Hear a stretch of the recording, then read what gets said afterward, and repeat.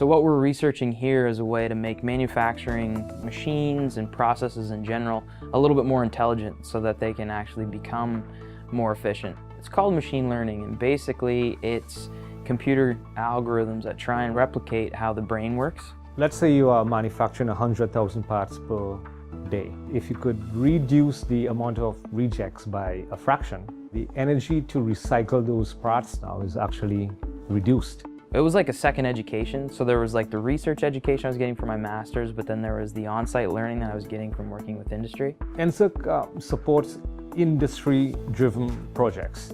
They have provided a lot of support in terms of CRD grants, and they have worked successfully with us on various patents. There's not a lot of sources that fund the filing of patents.